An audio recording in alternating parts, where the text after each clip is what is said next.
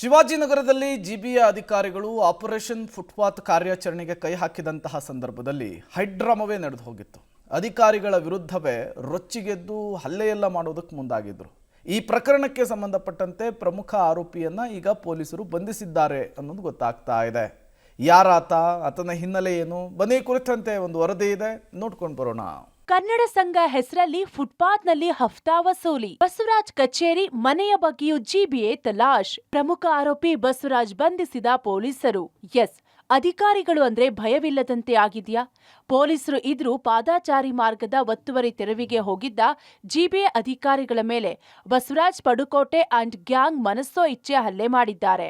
ಪ್ರಕರಣದ ಪ್ರಮುಖ ಆರೋಪಿಯಾಗಿರುವ ಬಸವರಾಜ್ನನ್ನ ಪೊಲೀಸರು ಬಂಧಿಸಿದ್ದಾರೆ. ಕನ್ನಡ ಸಂಘದ ಹೆಸರಲ್ಲಿ ಗಣೇಶ ಚತುರ್ಥಿ ಮಾಡೋದು, ಕನ್ನಡ ಸಂಘಟನೆಯ ಹೆಸರಲ್ಲಿ ಶಿವಾಜಿನಗರದ ಫುಟ್ಪಾತ್ನಲ್ಲಿರೋ ಅಂಗಡಿಗಳಿಂದ ಹಫ್ತಾ ವಸೂಲಿ ಮಾಡೋದು ಮಾಡ್ತಾ ಅದೇ ದುಡ್ಡಲ್ಲಿ ಬಸವರಾಜ್ ಪಡುಕೋಟೆ ಬಿಲ್ಡಪ್ ಕೊಡುತ್ತಿದ್ದ ಎನ್ನುವುದು ಪೊಲೀಸರ ತನಿಖೆಯಲ್ಲಿ ಬಯಲಾಗಿದೆ. ಸೆಲೆಬ್ರಿಟಿಗಳ ಜೊತೆಗೆ ಫೋಟೋ ಕ್ಲಿಕ್ಕಿಸಿಕೊಂಡು ತಾನೊಬ್ಬ ಸೂಪರ್ ಸ್ಟಾರ್ ಅನ್ನೋ ಫೀಲ್ನಲ್ಲಿದ್ದ ಬಸವರಾಜ್ ಈಗ ಕಾಕಿ ಬಲೆಗೆ ಬಿದ್ದಿದ್ದಾನೆ. ಆತನ ಮಗ ರಾಘು ಸೇರಿ ಒಟ್ಟು 11 ಜನರನ್ನ ಪೊಲೀಸರು ಬಂಧಿಸಿ ತನಿಖೆ ಮುಂದುವರೆಸಿದ್ದಾರೆ.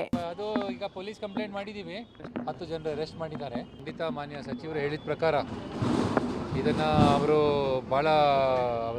ಅವರು ಸಹ ಖಂಡಿಸಿದ್ದಾರೆ. ಅಧಿಕಾರಿಗಳ ಮೇಲೆ ಹಲ್ಲೆ ಮಾಡಬಾರ್ದು, ಸೂಕ್ತ ಕ್ರಮ ತೆಗೆದುಕೊಳ್ತಾರೆ, ಪೊಲೀಸ್ ಅವರು ಅರೆಸ್ಟ್ ಮಾಡಿದ್ದಾರೆ ಅಂತ ಹೇಳಿದ್ದಾರೆ. ಅದೇ ರೀತಿ ನಾವು ಸಹ ನಮ್ಮ ಅಧಿಕಾರಿಗಳ ಜೊತೆಗೆ ಸಹ ಅವರಿಗೆ ಇಷ್ಟೇ ಹೇಳ್ತೇವೆ, ಏನಾದರೂ ಈ ಥರ ಘಟನೆ ಆಗಬಾರ್ದು. ಜನರು ಏನಾದರೂ ಸಮಸ್ಯೆ ಇದ್ದು ಬಿಟ್ಟರೆ ಅದು ಸಪರೇಟ್ ಆಗಿ ಟೌನ್ ವೆಂಡಿಂಗ್ ಕಮಿಟಿ ಮುಖಾಂತರ ಅವರು ಪುಟಪ್ ಮಾಡಬೇಕು.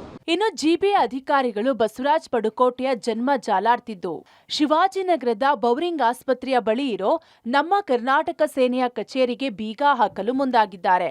ಬಾಡಿಗೆ ಪಡೆಯುವಾಗ ಪಬ್ಲಿಕ್ ವಸ್ತುಗಳ ಮಾರಾಟ ಮಾಡುತ್ತೇವೆಂದು ಬಾಡಿಗೆ ಪಡೆದು ಈಗ ಕಚೇರಿ ಮಾಡಿಕೊಂಡಿರೋದು ಕಟ್ಟಡದ ಮಾಲೀಕರಿಂದ ತಿಳಿದು ಬಂದಿದೆ.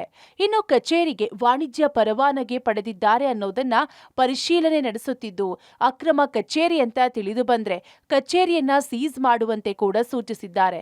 ಅಷ್ಟೇ ಅಲ್ಲ, ಬಸವರಾಜ್ ಪಡುಕೋಟೆಯ ಮನೆ ಮತ್ತು ಇತರೆ ಆಸ್ತಿಗಳ ಬಗ್ಗೆಯೂ ಪರಿಶೀಲನೆ ಮಾಡ್ತಿದ್ದು ಟ್ಯಾಕ್ಸ್ ಕಟ್ಟದೇ ಇದ್ರೆ, ಪ್ಲಾನ್ ಮೀರಿ ಮನೆ ನಿರ್ಮಾಣ ಮಾಡಿದ್ರೆ ಅದಕ್ಕೂ ಆಪರೇಷನ್ ಜಿಸಿಬಿ ಮಾಡಿಸೋ ಪ್ಲಾನ್ ಮಾಡಿದ್ದಾರೆ.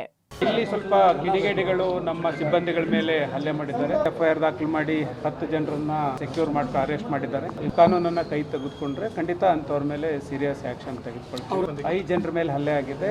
ಒಟ್ನಲ್ಲಿ ತನ್ನ ಆದಾಯ ಮೂಲಕ್ಕೆ ಅಡ್ಡಿ ಆಗುತ್ತೆ ಅಂತ ಅಧಿಕಾರಿಗಳ ಮೇಲೆ ಪ್ಲಾನ್ ಮಾಡಿ ಅಟ್ಯಾಕ್ ಮಾಡಿದ್ದ ಬಸವರಾಜ್ ಪಡುಕೋಟೆ ಕಾಕಿ ಬಲೆಗೆ ಬಿದ್ದಿದ್ದಾನೆ. Maruti, public TV, Bengaluru.